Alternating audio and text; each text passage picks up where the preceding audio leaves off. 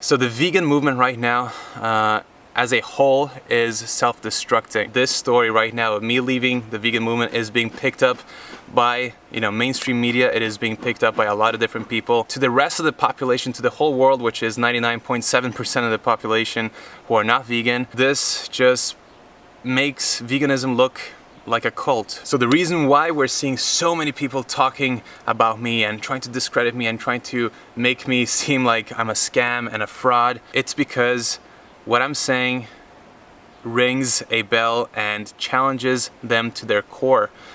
And they know what I'm talking about is the truth. Deep inside they know, otherwise they wouldn't be acting this way. Is eating meat wrong? No, it's not wrong, because how can something natural, how can something that is our nature be wrong?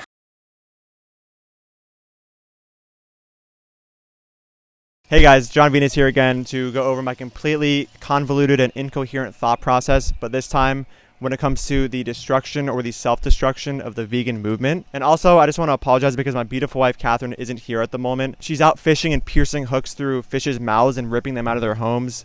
She likes fish a lot more than me. She actually loves them way more than me, so she's going to be the one actually murdering the fish. And I really love deer more than her, so I'm going to be doing the shooting of the deer. So right now, she's just out fishing. I know you guys want to see her and her beautiful self, but right now she is fishing and beautifully just murdering innocent fish. So many of you may be thinking that I'm actually the one who is self-destructing at the moment, and that the title of this video was a typo, and that I really meant to say that John Venus is self-destructing, or the self-destruction of John Venus. But I promise you it was not a typo. I was not projecting the fact that I'm actually self-destructing. It's not like I'm losing thousands of clients and followers on a weekly basis or anything. I'm not self-destructing. I was not projecting. I want to talk today about the actual self-destruction of the vegan movement. And before we get on with this video, I'm going to give my usual disclaimer that I will be providing zero evidence for any of my claims in this video. I need to keep giving this disclaimer because you guys just keep asking for evidence in every single video. So I think at the beginning of all my videos from now on, I'm just going to be saying like, hey guys, just so you know, zero evidence for anything I'm saying in this video. Just please take my word for it. Also, before we get on this video, I just want to say that I will be starting my usual vlogs starting tomorrow, okay? Now, these vlogs are going to be a little bit different. This time, they're going to actually involve me killing innocent life. Usually, my vlogs are like, me working out and eating plants and whatever. But now that I'm a hunter, I'm going to have these nice, very positive and compassionate vlogs where I'm just going to be actually shooting deer in the brain. Because, there's nothing more compassionate than just taking innocent deer that want to live with their families and just ending their life. So the vegan movement right now is self-destructing so much. And I'm getting a lot of comments and DMs from people that are just so mad at me for shooting innocent deer in the head. And I don't really know why. I don't know what the problem is with me just taking innocent lives. And vegans are still giving me shit for selling meal plans because in my last video, I did say that I believe that most, if not all people should be on a diet that involves animal products to be healthy. So people are mad at me for selling a diet that I think that most people shouldn't be on, and I don't really understand why. Now, these extremely reasonable vegans keep asking me questions about facts and science, and this kind of behavior really just makes you look like you're in a cult, okay? When people are in cults, they're so scientific and they ask for facts to back claims and they need evidence for claims, and it's the most culty behavior. And if you vegans continue to do this and ask me for evidence for my claims, you're just going to turn off all these potential non-vegans. It's very culty behavior. I used to just think that it was a loud minority of vegans that care about logic and facts and science. But now I'm coming to the realization with all these comments asking for the logic, facts, and science backing my decision to become a hunter and be non-vegan, that there are way more vegans in the vegan movement that care about logic and facts. And this is just such cult-like behavior. You're going to be turning off all of these non-vegans with this cult-like behavior. What I'm really just trying to say here is that if you believe in science, you're in a cult. We need to be way less scientific if we want to not look like we're in a cult. If you are a vegan and you think that you are doing the right thing and asking me honest science and fact-based questions, okay, if you think that that is going to be helping the animals, and if you think that making our movement fact and science-based is going to be helping the animals, I just gotta say that you are absolutely mistaken. So the main reason that vegans are getting so mad at me lately with the videos I've been making is because what I'm saying is actually true. The things that I'm saying about the limitations of a vegan diet is actually true. It's not like people can actually get mad at you for saying something that's blatantly false to a large audience. The only way that somebody can get mad at you is if what you're saying is an inconvenient truth and they don't like the fact that it's true.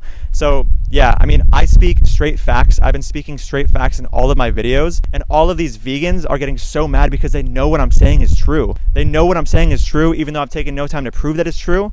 and they're just so mad at the truth. And sorry, but I'm all about transparency, and I'm going to be completely coherent about facts, and I'm going to continue to not provide evidence for them, and it's going to keep triggering vegans and whatever. And it's not like there's actually more of a reason for people to get mad at somebody for saying something false. That's not even the case either.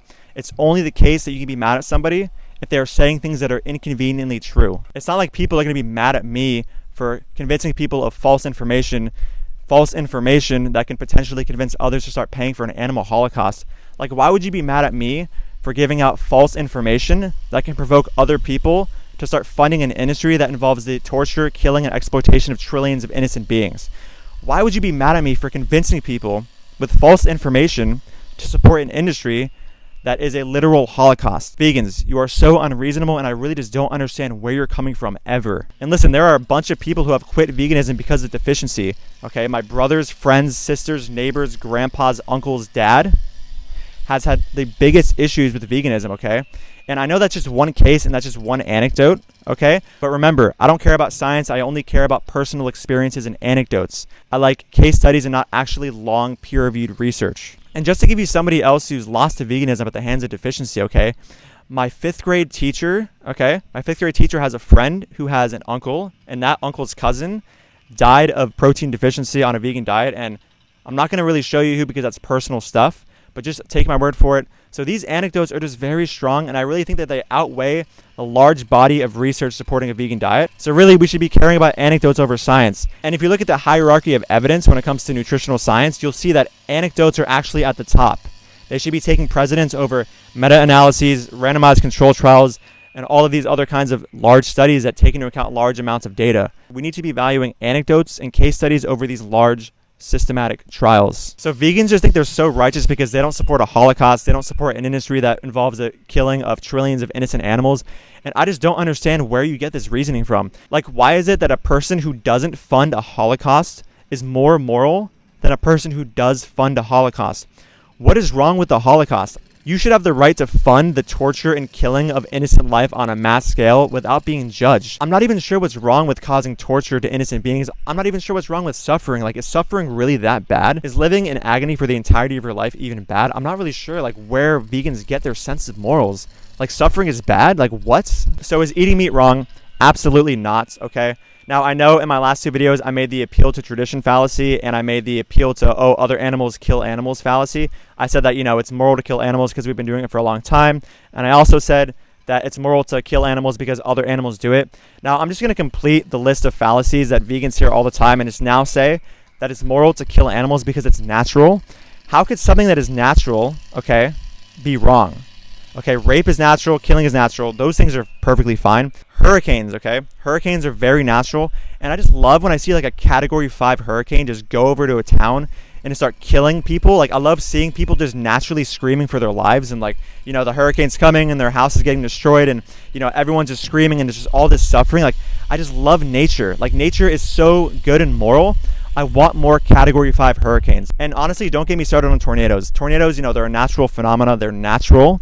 And I just love seeing somebody like flying 20 miles in the air just screaming for their life. It's just so natural. Like, I see no problem with nature. Nature has provided nothing but good stuff throughout the entirety of our history. Viruses that kill millions of people, hurricanes, tornadoes.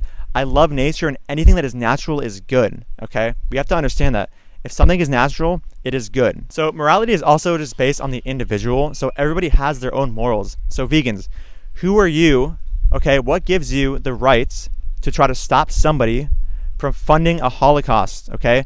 It's somebody's individual choice if they want to harm others, okay? And we should respect that choice to harm others.